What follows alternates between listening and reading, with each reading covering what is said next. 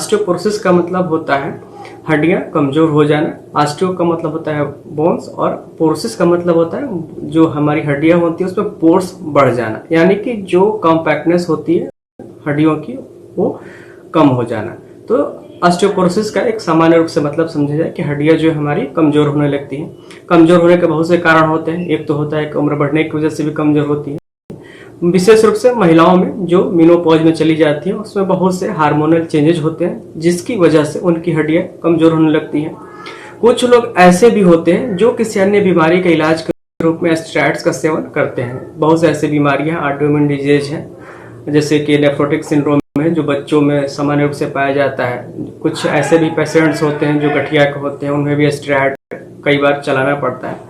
तो ऐसे जो भी व्यक्ति हैं या महिला है जिनमें स्टेरॉइड लंबे समय से चल रहा है उनमें भी ऑस्टियोपोरोसिस का रिस्क ज्यादा होता है। हम जानेंगे कैसे कि हमारी हड्डियां कमजोर है या नहीं है। इसके लिए बीएमडी टेस्ट कराया जाता है। आप किसी भी लैब में जाकर बीएमडी टेस्ट करा सकते हैं और बीएमडी टेस्ट के बाद जो आपको रिजल्ट मिलता है टी स्कोर, उसके माध्यम से आप अपने जो बोन्स है उसकी स्थिति को जान सकते हैं कि आपकी हड्डियां कमजोर हैं या मजबूत हैं। बीएमडी स्कोर में अगर आपका जो स्कोर है टी स्कोर -1 से ज्यादा है तो आपकी बोन नॉर्मल है।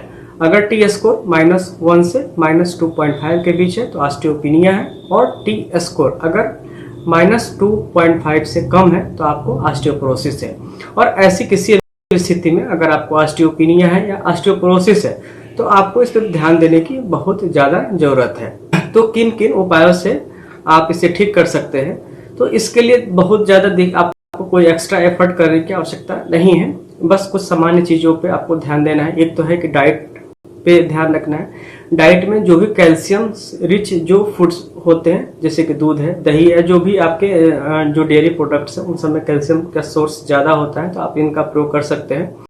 इसके अलावा अगर आपके पास समय हो तो सुबह और शाम धूप का सेवन जरूर करें, क्योंकि इनसे भी जो है काफी हद तक विटामिन डी का सिंथेसिस होता है और उसकी वजह से भी कैल्शियम की कमी पूरी होने लगती है। विटामिन डी इसलिए आवश्यक है कि विटामिन डी की वजह से कैल्शियम का एब्जॉर्प्शन होता है, यानी कि आप कैल्शियम बहुत ज्यादा लेते हैं और विटामिन डी की डिफिशियंसी है तो भी वो कैल्शियम आपके किसी काम का नहीं होता है।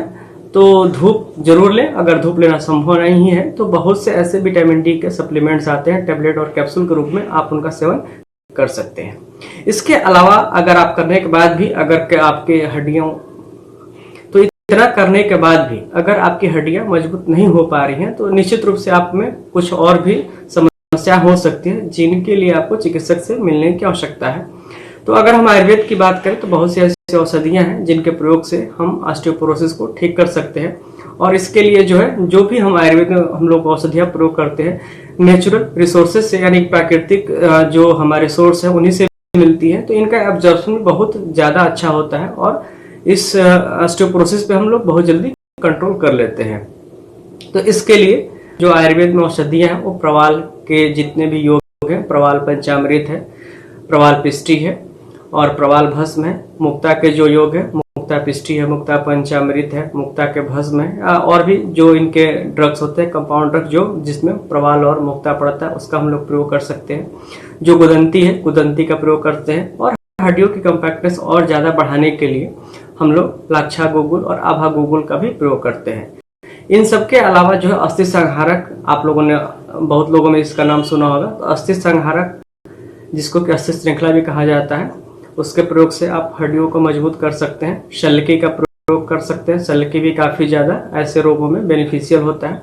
और इन सब के अलावा बहुत से तेल भी आते हैं जिनका कि प्रयोग इसमें काफी ज्यादा बेनिफिशियल होता है।